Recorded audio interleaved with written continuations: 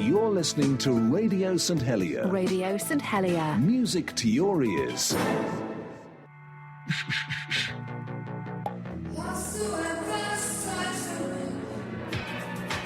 Sweet dreams of me. Now I've come back again.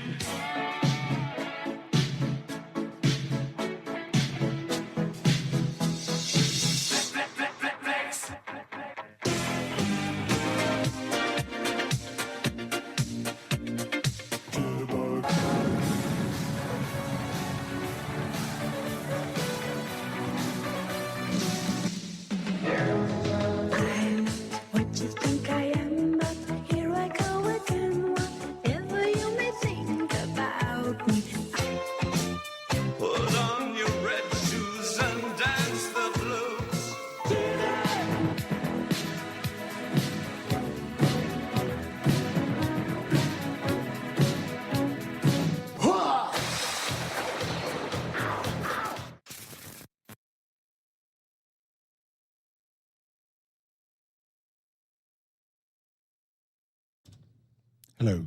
There we go. Sorry, I turned my mic off, strangely. Welcome to another edition of My Mixtape here on Radio St Helier. I've got another fantastic guest with me this evening. He is a local lad. He's a British Bangladeshi. He's a Spurs fan. They're not all great. He's an intelligence specialist as well. So he's going to tell us a little bit about his life growing up in the area and maybe a little bit about being a spy of sorts. How you doing, Mashrak? Absolute pleasure having you, my friend. So let's get to know you a little bit first. Where did you grow up?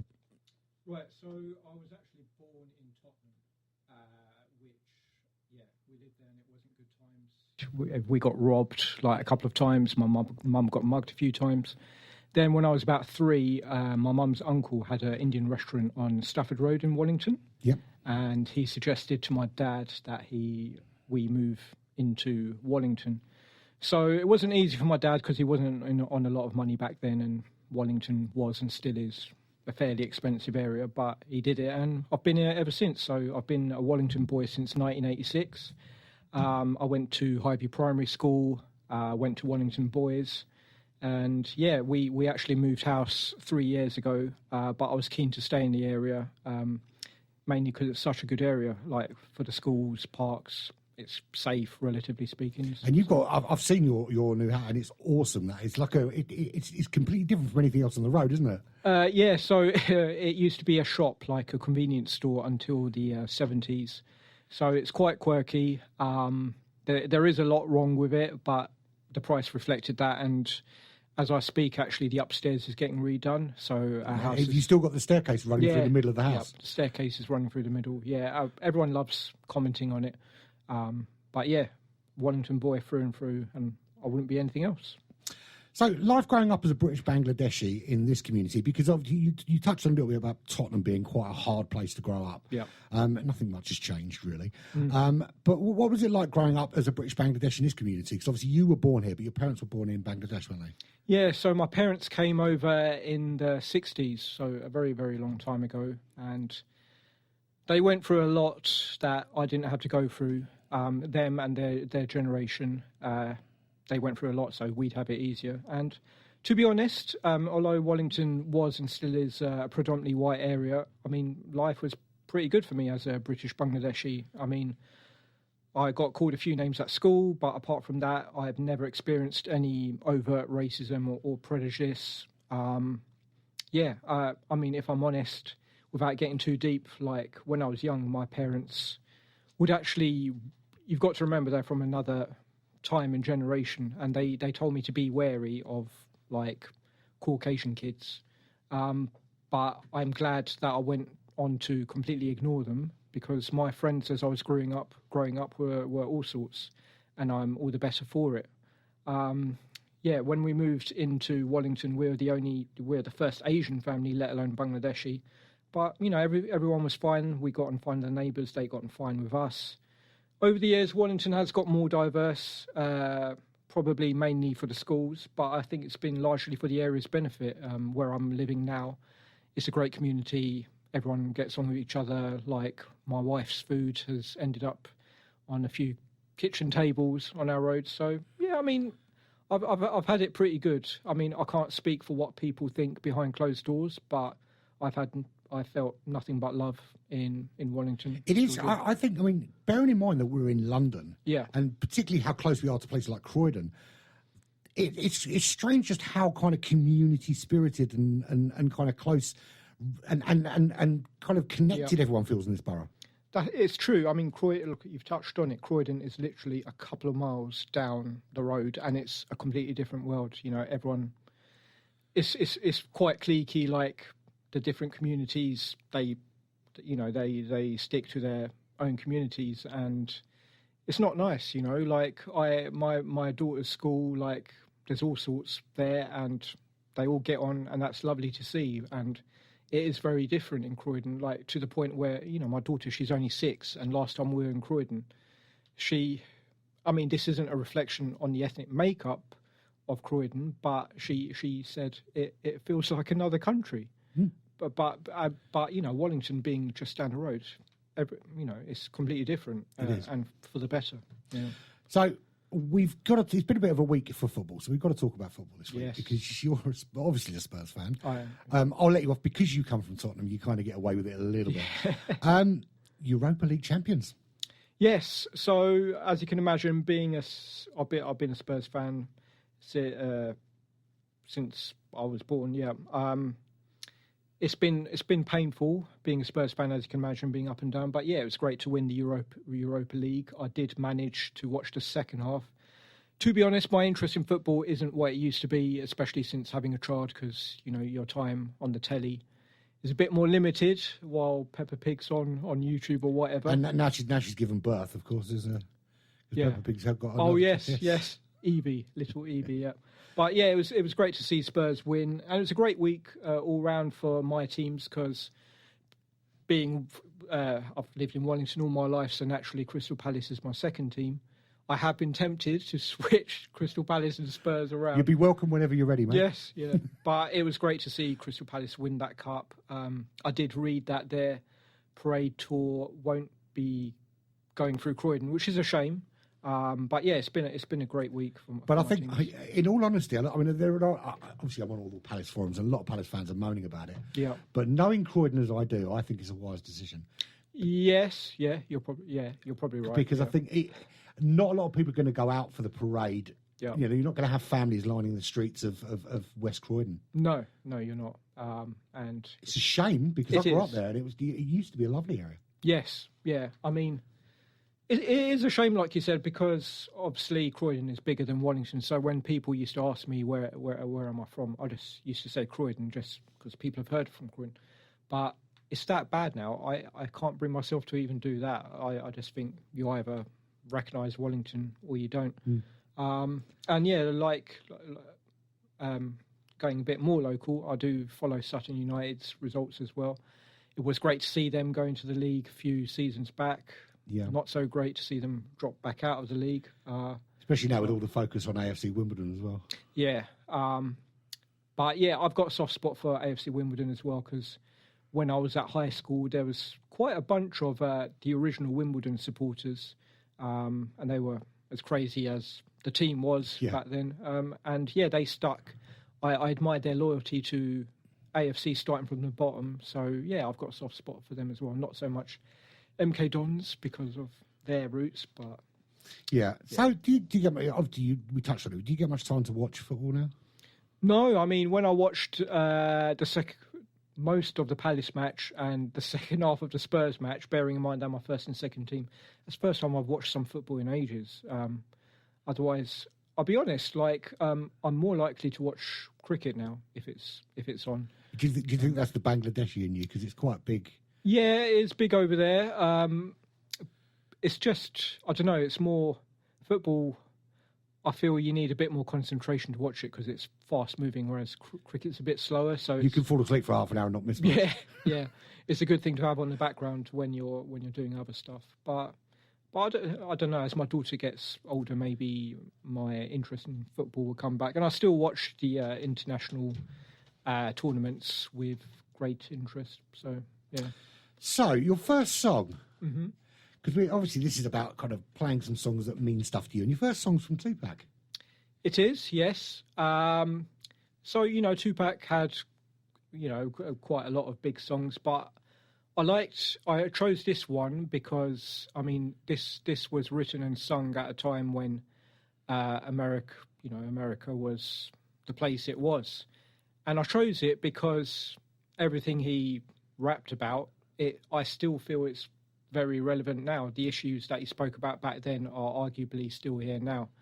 And although we don't have the same problems here, I do think some of these things are creeping into countries like the UK and some European countries. So, yeah, that's why I chose it, because I still think it's iconic, 30 years on. And It's not 30 years. I think it was like mid-90s it came out. God, I feel old. Yeah.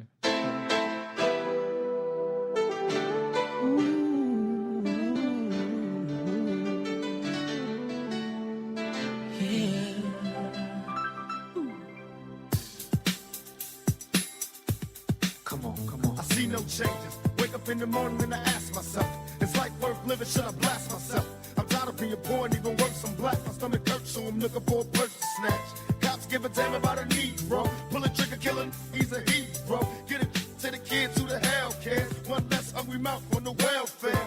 First ship them, don't let them deal with brothers. Give them guns, step back, watch them kill each other. It's time to fight back, that's what Huey said. 2 shots in the dark, now Huey's dead. I got love for my brothers, but we can never go nowhere unless we share with each other. We gotta start making changes. Learn to see me as a brother instead of 2 distant strangers. And that's how it's supposed to be. How can the devil take a brother if he's close to me? I let it go back to when we played as kids, but things changed. That's the way it is. Come on. That's just the way it is. Things will never be the same. That's just the way it is. Oh yeah. Hear me. Come on. That's just the way it is. Things will never be the same. That's just the way it is. Oh yeah. I see no changes. All I see is racist faces. Misplaced hate makes disgrace to races. I wonder what it takes to make this one better place. Let's erase the wasted. Take the evil out the people, they'll be acting right. Cause both black and white and smoke tonight. And the only time we chill is when we kill each other. It takes skill to be real time to heal each other. And although it seems evident, we ain't ready to see a black president. It ain't a secret, don't conceal the fact. The penitentiary's packed and it's filled with blacks. But some things will never change. Try to show another way, but it's staying in the dope game. Now tell me what's a mother to do. Being real don't appeal to the brother in you.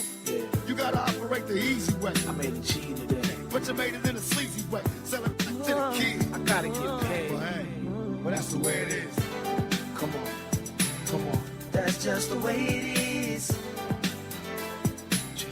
Things will never be the same. That's just the way it is. Oh yeah.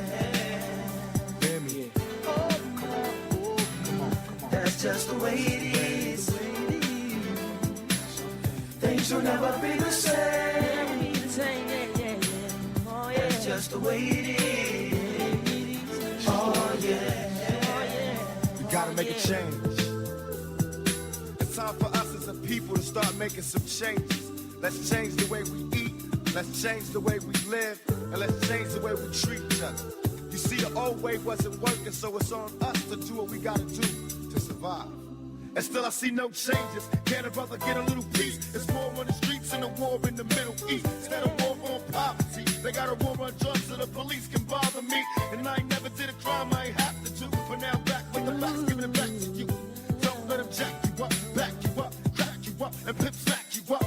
You gotta learn to hold your own. They get jealous when they see you with your mobile phone.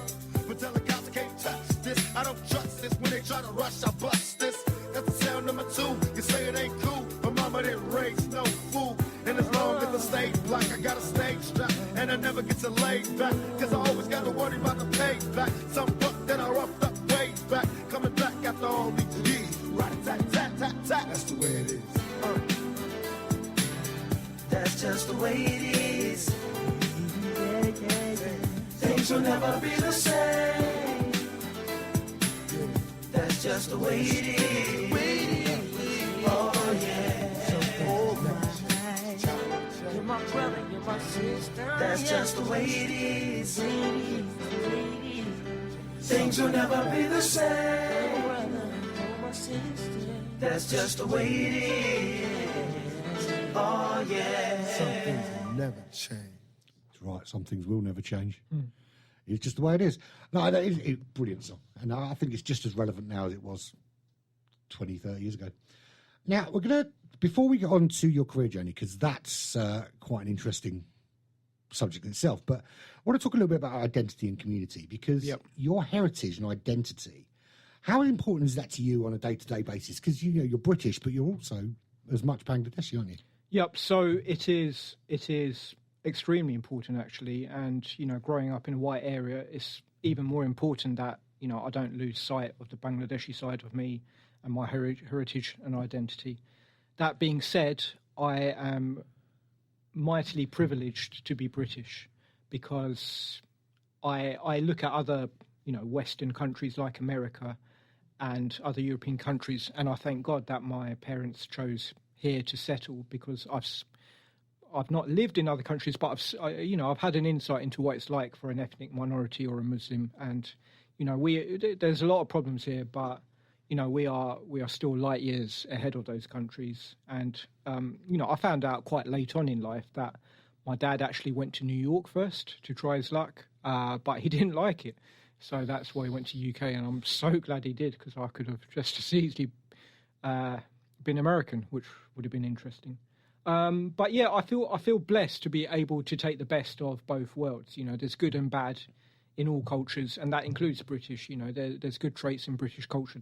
There's bad traits, but as long as I believe that as long as you have a solid upbringing from your parents, then you know everything will be okay. And I had that, and I'm trying to instill those positive values in my daughter. You know, to take the best of both cultures. And How old's your daughter now? She's 6.5. Going on 25, Yeah. And it's important that I instill the British parts, because her mum came to the UK 9 years ago. So obviously, you know, she has been here for a long time, but she hasn't got the immersion in British culture that I obviously have, being born here. That being said, sometimes, you know, you do feel a bit stuck between two worlds, and you do feel a bit lost. You know, I don't want to get too deep, but sometimes I feel, because, you know, let's not kid ourselves. There's a sizable number of people in the UK who will never see me as British purely because of the colour of my skin. Currently, if I went to Bangladesh, because of the way I speak and where I've grown up, I would never be accepted by them as being Bangladeshi, which I know sounds ironic, but it sounds crazy. It does sound crazy. You know, I go there and they, you know, even though I've got the same colour skin as them, they can tell straight away I'm not one of them. But you know, it is what it is. You know, I didn't ask to be born where I was, but at the same time, I feel mightily privileged that I was born where I was, and when I go to Bangladesh, I realise that even more. You know, we have a free health system. You know, it's got its faults, but it's free. If you're poor, you've got half a chance. Education is free.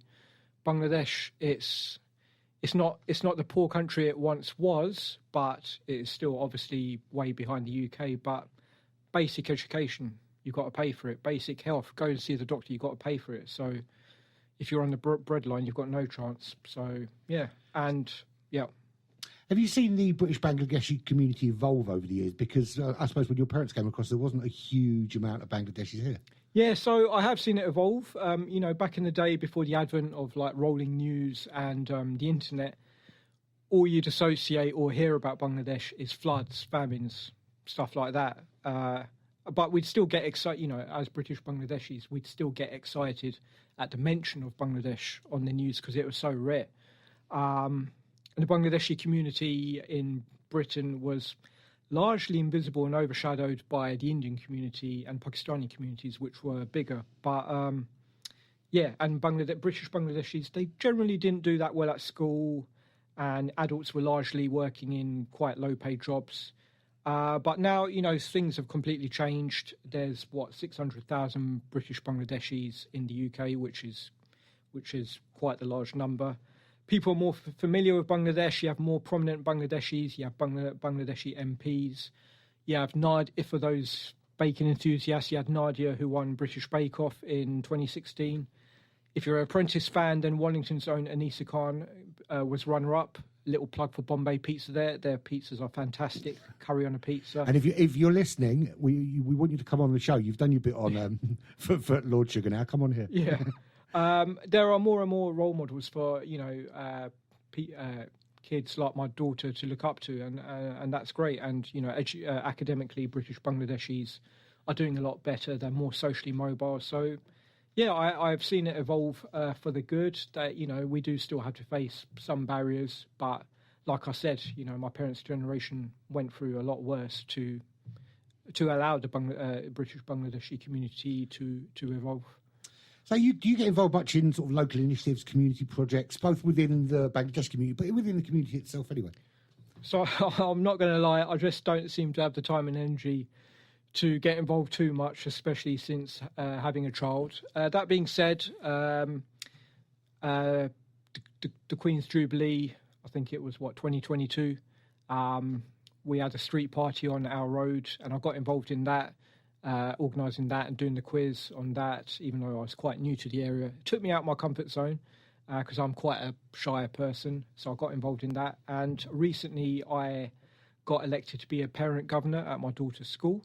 So I'll hopefully get involved with more community things there, because the school is always keen to develop relationships with the community. And the school's just made the final of a debating tournament, which will take place in a couple of weeks. Yeah, I saw them do their stuff on a recent visit, and for Year 6 kids, blew me away. Yeah. You wouldn't expect that from something outside high school, but I think that's brilliant. No, and primary school is a completely different kettle of fish from when we were there, and I'm glad that my daughter's getting exposure to so many different things at such a young age. It's very inspiring. Yeah. Your next song, I'm not going to do it some injustice by trying to pronounce it, but it's the Punjabi MCs. Yeah. What's the song pronounced? Well, I've got as much of a clue as you. Mundian Baktuke? Mundian Tobachke. Mundian Tobachke. Yeah. Okay, that's not too bad. Could have been worse. Why this song? So I chose this song because, like us brown people didn't, we haven't just appeared from nowhere. We've been around for ages, right? And I feel when this song came out, and this song came out in 2003, everyone just appreciated everyone's cultures, and we took the mickey out of each other's cultures, and we weren't treading on eggshells like we seem to now. You have to be careful about liking or even copying someone else's culture. You'll get told, oh, it's cultural appropriation or something like that. I chose this song because it's from a time when you could just appreciate other people's cultures without there being a song and dance about it. I was at uni when this song came out. Everyone went ballistic whenever this song came on. It's beautiful to see. All colours just went ballistic when this song came on. And it is a catchy song. So, yeah, that's why I chose it, because it reminded me of better times.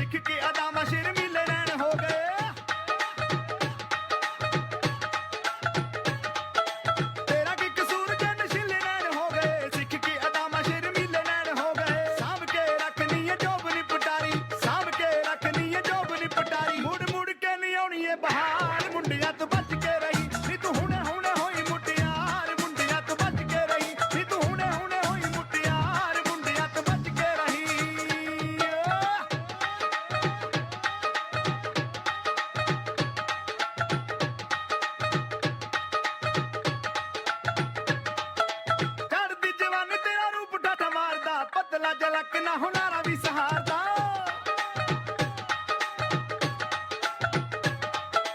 ਕਰਦੀ ਜਵਾਨ ਤੇਰਾ ਰੂਪ ਡੱਟ ਮਾਰਦਾ ਪਤਲਾ ਜਲਕ ਨਾ ਹੁਨਾਰਾ ਵੀ ਸਹਾਰਦਾ ਗੋਰਾ ਗੋਰਾ ਰੰਗੀ ਉੱਤੋਂ ਮਿਰਗਾਂ ਦੀ ਤੋਰ ਗੋਰਾ ਗੋਰਾ ਰੰਗੀ ਉੱਤੋਂ ਮਿਰਗਾਂ ਦੀ ਤੋਰ ਨਹੀਂ ਤੇਰੇ ਜਿਹੀ ਸੋਹਣੀ ਕੋਈ ਨਾਰ ਮੁੰਡਿਆਂ ਤੋਂ ਬਚ ਕੇ ਰਹੀ ਨੀ ਤੂੰ ਹੁਣੇ ਹੁਣੇ ਹੋਈ ਮੁਟਿਆਰ ਮੁੰਡਿਆਂ ਤੋਂ ਬਚ ਕੇ ਰਹੀ ਨੀ ਤੂੰ ਹੁਣੇ ਹੁਣੇ ਹੋਈ ਮੁਟਿਆਰ ਮੁੰਡਿਆਂ ਤੋਂ ਬਚ ਕੇ ਰਹੀ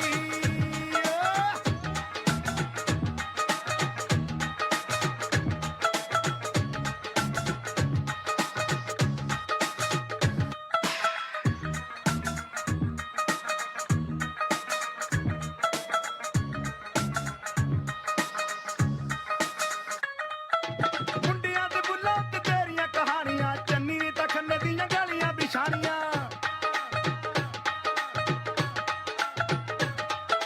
ਚੋਬਰਾਂ ਦੇ ਬੁੱਲਾਂ ਤੇ ਤੇਰੀਆਂ ਕਹਾਣੀਆਂ ਚੰਨੀ ਨੀ ਤਾਂ ਖੰਨੇ ਦੀਆਂ ਗਲੀਆਂ ਬਿਛਾਣੀਆਂ ਜੰਜੂਆ ਤਾਂ ਹੋਇਆ ਤੇਰੇ ਰੂਪ ਦਾ دیਵਾਨਾ ਜੰਜੂਆ ਤਾਂ ਹੋਇਆ ਤੇਰੇ ਰੂਪ ਦਾ دیਵਾਨਾ ਚੱਲ ਸਕਿਆ ਨਾ ਹੁਸਨ ਦਾ ਬਾਰ ਮੁੰਡਿਆਂ ਤੋਂ ਬਚ ਕੇ ਰਹੀ ਨੀ ਤੂੰ ਹੁਣੇ ਹੁਣੇ ਹੋਈ ਮੁਟਿਆਰ ਮੁੰਡਿਆਂ ਤੋਂ ਬਚ ਕੇ ਰਹੀ ਨੀ ਤੂੰ ਹੁਣੇ ਹੁਣੇ ਹੋਈ ਮੁਟਿਆਰ ਮੁੰਡਿਆਂ ਤੋਂ ਬਚ ਕੇ ਰਹੀ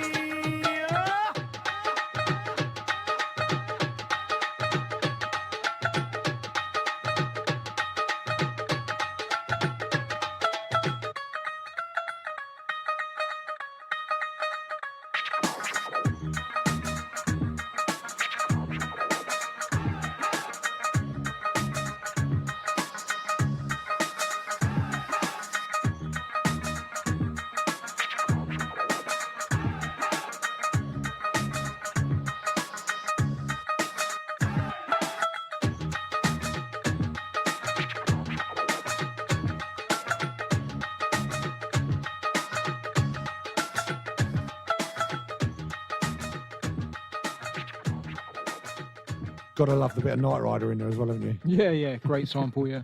Yeah.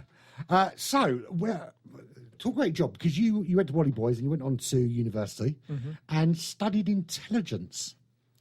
So for my first degree, I actually studied business management, only because it seemed like an easier degree to do. But yeah, I just fell into intelligence work really. I started off doing a more of an admin-based role when I joined the National Crime Agency, NCA. It involved bits of intelligence work, and I found out that I was quite good at it, and it helps being naturally a bit nosy. You know, I was good at following a trail, and you know, it's like picking a loose bit of string and putting it and see where it leads you. And I was good at that. So the NCA, anyone doesn't know about the NCA, so essentially it's kind of like the British FBI-ish, loosely. Yeah. That's how it was dubbed by the Daily Mail, of all places. So they deal with things on a national level. But yeah, I mean, I joined it, like I said, when I went to uni, I did business management, and I joined the public sector quite late on in life. Before that, I did like database jobs in the private sector. I enjoyed the work, but I had no work-life balance, and I didn't like the pressure. So I did make the decision to move into the public sector, because the work-life balance has been so important, especially since having a child. And the reason why I joined the National Crime Agency, i.e. law enforcement, was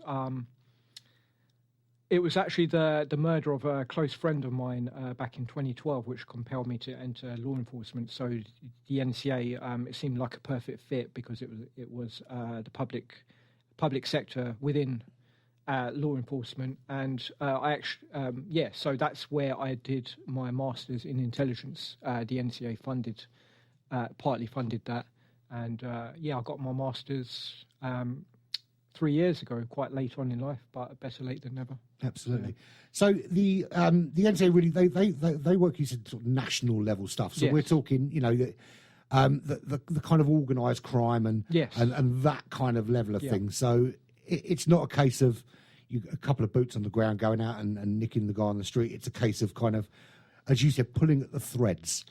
Yes. So there's that, but we do have our investigators as well who do smash doors and things like that. But it's more, these are as a result of cases being built. It's not like your average coppers who will react. You know, we build a case, we identify the suspects, then we go through the doors or nick people if we have to. So a lot of your cases are sort of years in the making, aren't they? Yes, I mean some of them are years. I mean, it was just in the news. It's quite topical. It was just in the news this week that a people smuggler of people crossing in small boats got 25-year sentence from an NCA operation that began in 2021. So it took 4 years to get to this point.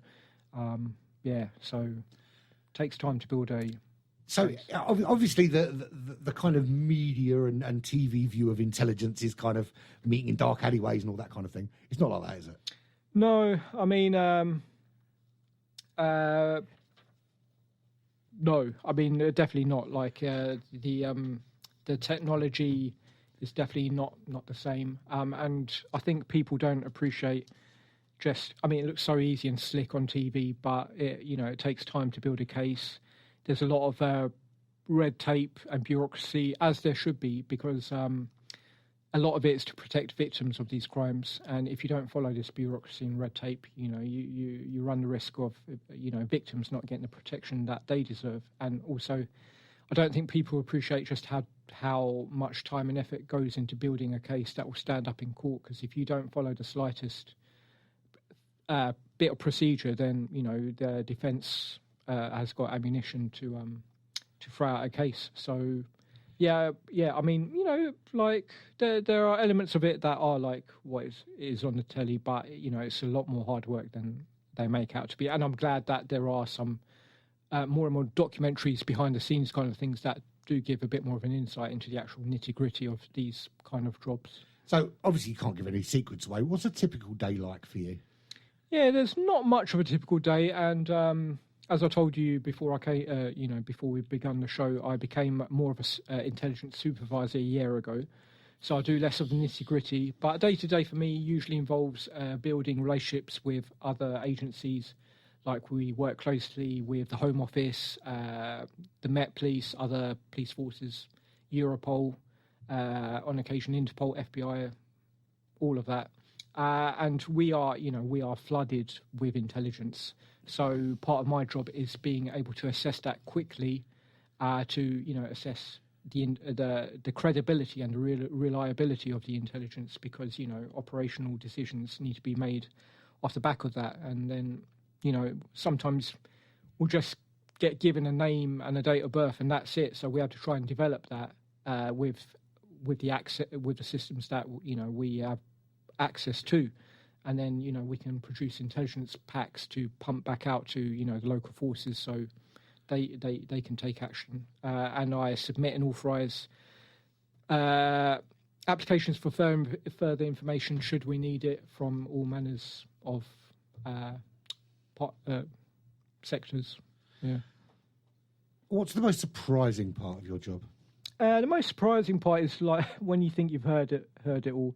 You'll read about something or hear about something that will make you go, whoa, and, not in a good way all the time.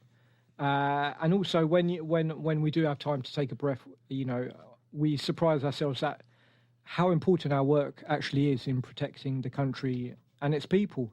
You read or see a news report about the NCA and you think, that's great, you're part of an agency that sort of made that possible.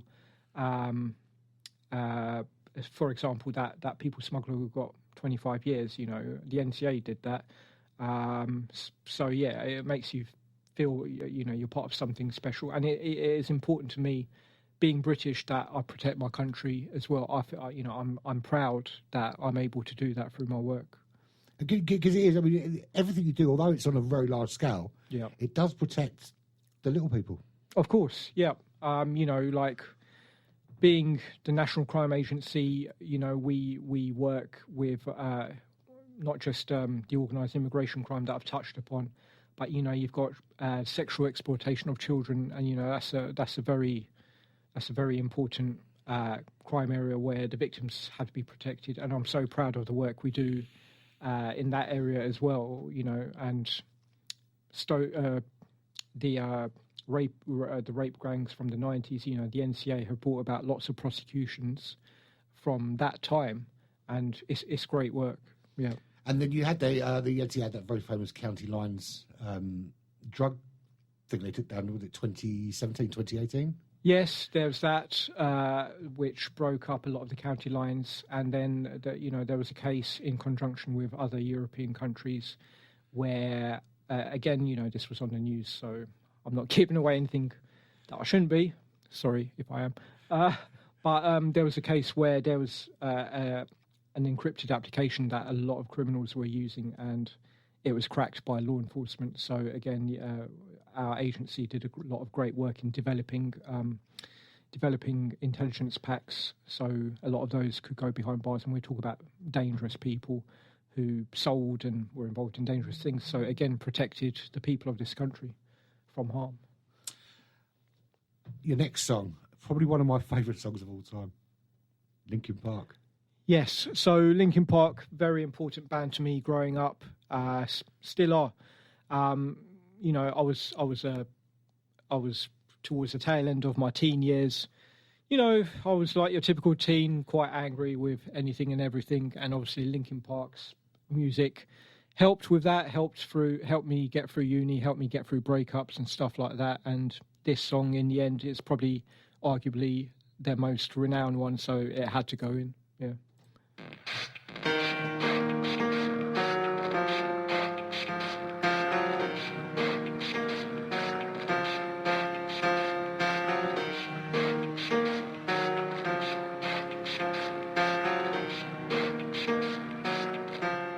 It starts with one thing.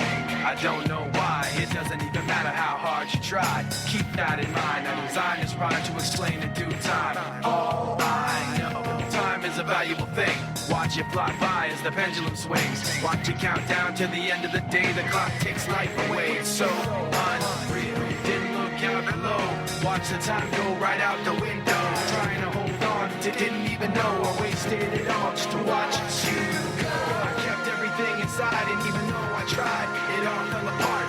What it meant to be will eventually be a memory of a time I tried so hard and got so far. But in the end, it doesn't even matter.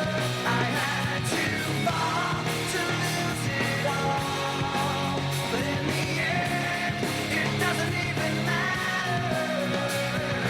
One thing, I don't know why. It doesn't even matter how hard you try. Keep that in mind. I designed this rhyme to remind myself how I tried so hard. In spite of the way you were mocking me, acting like I was part of your property, remembering all the times you fought with me, I'm surprised it got so. Things aren't the way they were before. You wouldn't even recognize me anymore. Not that you knew me back then, but it all comes back to me in the end. You kept everything inside, and even though I tried, it all fell apart.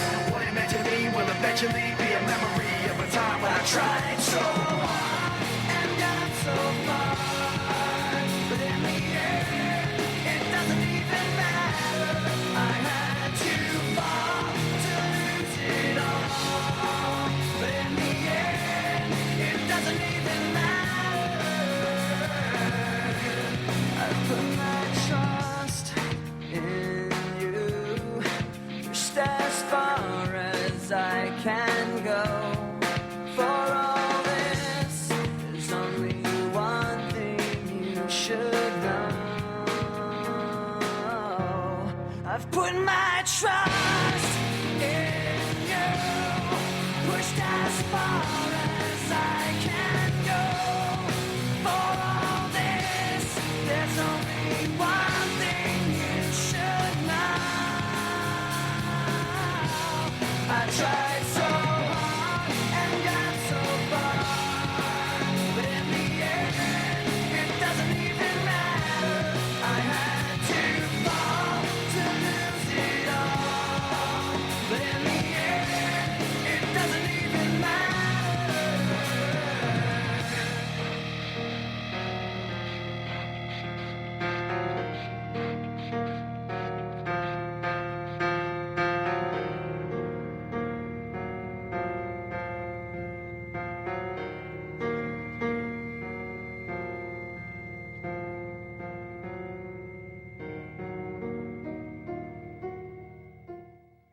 Love it. Absolutely love that song. Yep. So, what's something that people misunderstand about intelligence work? Because everyone thinks it's all kind of fluffy and like spooks, but it's not really. It's more desk-based, isn't it? Yeah, so like I said before, it's not glamorous as it looks on TV. We don't have all these gadgets. We don't have a bunch of computer screens all flashing knobs on and all that. I'd say the most misunderstood thing is it's not all about the spire work and being in the field. You can be incredibly effective sitting at your desk. And like I said, people just don't appreciate how much hard work goes behind the scenes. Like unfortunately, when we have like the terrorist attacks that we have had, like the one at Ariana Grande concert and things like that, the intelligence agencies copped it for not seeing it coming, and it really irks me because for the one that unfortunately got through, there's I'm not being hyperbolic, there's 500 that they've stopped, and we should be thankful that we haven't had 500 more what happened at Ariana Grande. So people and also intelligence work within the police forces as well. You've got to remember that the police officers and detectives, they go to work not necessarily knowing if they're gonna come home later that day. And even us as intelligence officers, we have to tread carefully because unfortunately there is corruption out there. There is cybercrime out there. If our name was to get out, then our lives are at risk as well. So I think people misunderstand, like, behind the glamour that you see on telly. There is a very real threat to our own lives, including mine. So for any bad people listening out there, please don't hurt me. Yeah, and please remember, I'm on crutches, so we do see a black helicopter when we get out. I can't run. That's why I've come, isn't it? Yeah. Any advice for young people, especially from minority backgrounds, that want to get into a career like yours? I'd just say follow your heart. Like I've got incredibly lot of respect for ethnic minorities who get involved in law enforcement because they are sticking their head above the parapet. Like law enforcement still doesn't have a great relationship with ethnic communities, and some of that is understandable. Things have improved a lot, but some of it is understandable for historic reasons.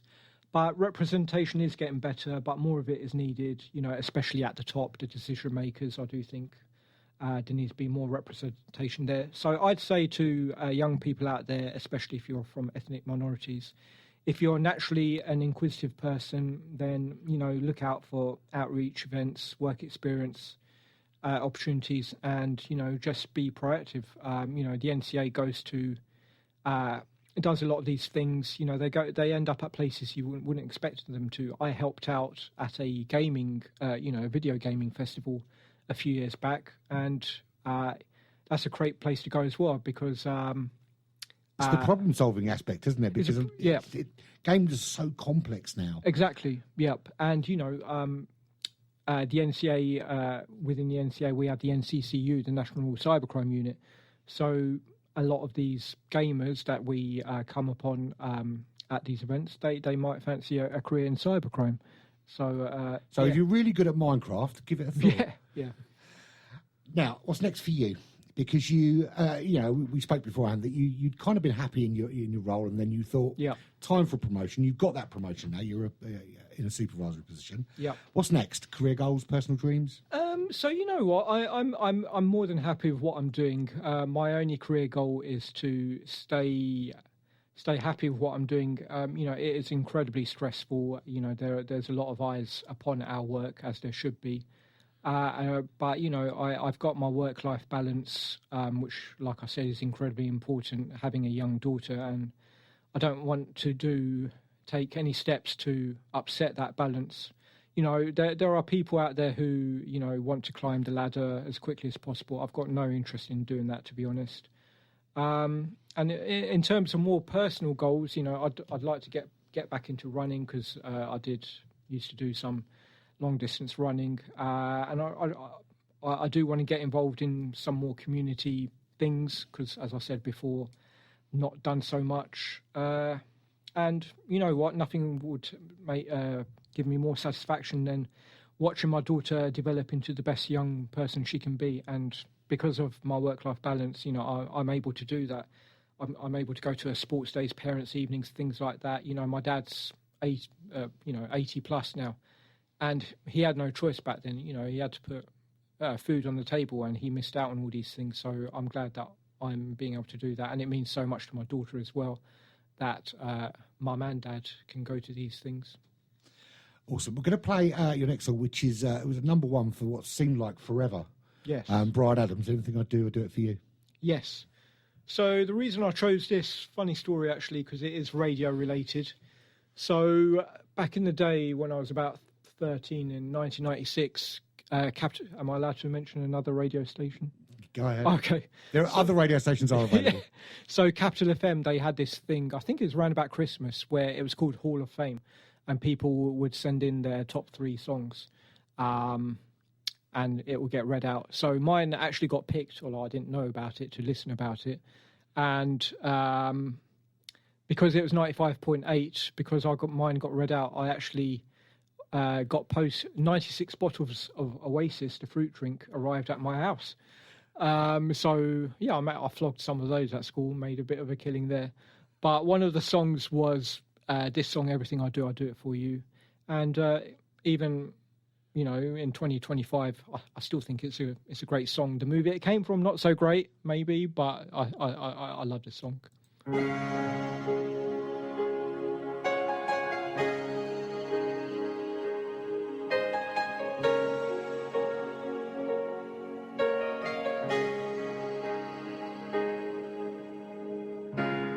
Look into my eyes, you will see what you mean to me.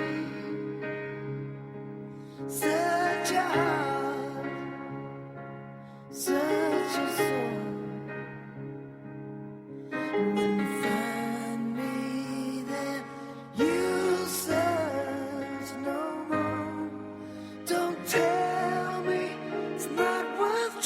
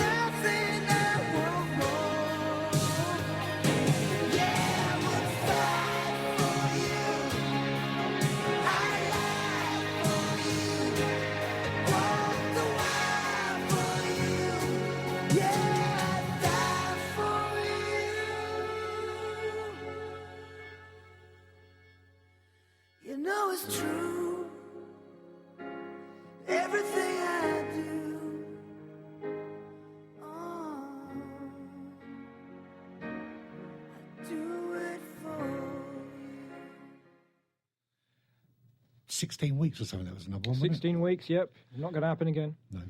I quite like the fact we change it up a bit now. Yeah. So, guilty pleasures. Guilty pleasures. I'm quite a boring person, actually. I like my music. I like eating out. Guilty pleasure.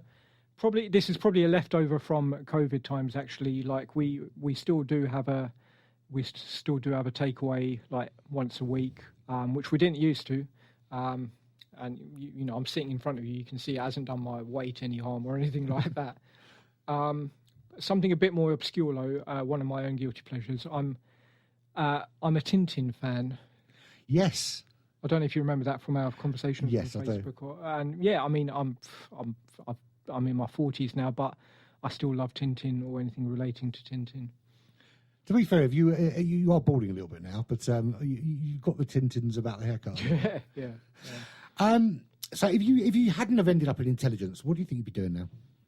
I don't know, really. I mean, what I'd like to have been doing is probably writing. I was always quite good at creative writing. So I'd like to think I'd have a string. It's still my ambition to write a novel. And I still might one day. Confessions of an information analyst. That, or I do think something semi-biographical, like I touched upon my British Bangladeshi experiences, something along those lines, might be quite interesting. And there's some books out there along those lines, and I do think it gives a great insight to other people. But apart from career-wise, I quite enjoy what I'm doing. So. Yeah, I don't know what. It's difficult to when you're happy though. They always say, if you're happy with what you're doing, you don't work a day in your life. No, that's true. That's true. So, if someone wanted to find out more about the NCA, you can do that through the website. They're quite informative and quite open about what it is they do on the website, aren't they? Yes. So the NCA, before it became the NCA in 2013, was the Serious Organised Crime Agency, and back then they were very hush hush. And if you worked for them, you weren't able to tell anyone you worked for them. But they are a lot more open now. To be honest, there is still a lot of brand awareness work that needs to be done. Some people are still like, NCA, who are they? But yeah, I mean, they're very open about the cases that they're involved in. You can go on their website. They've also got a podcast as well where it's based upon some of the bigger cases we've been involved in, and I would recommend that. It's quite a compelling listen. Yes.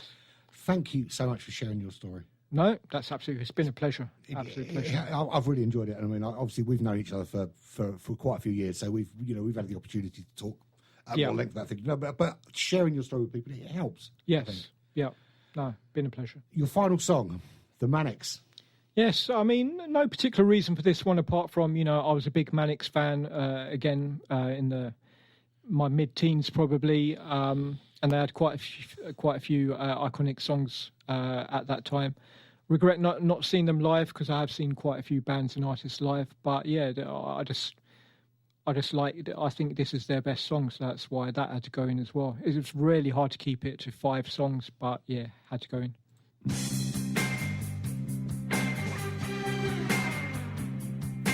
Life which gave us power, then what came and made us free. What price now for a shallow piece of dignity?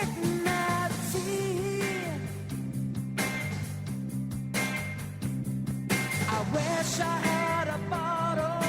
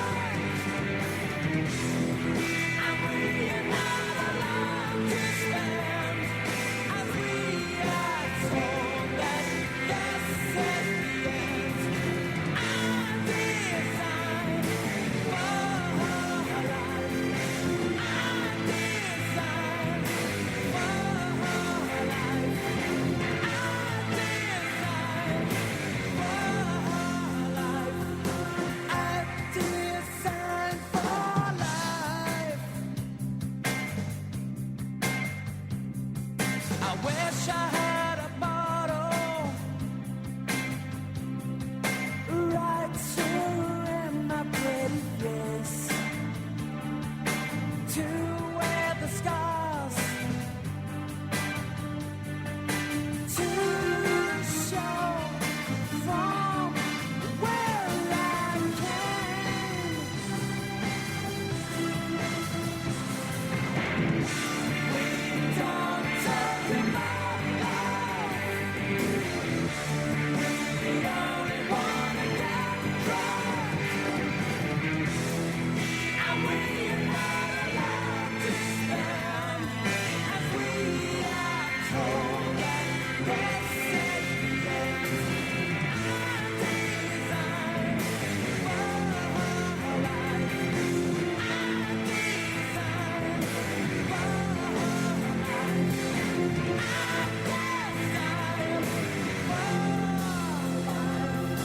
I design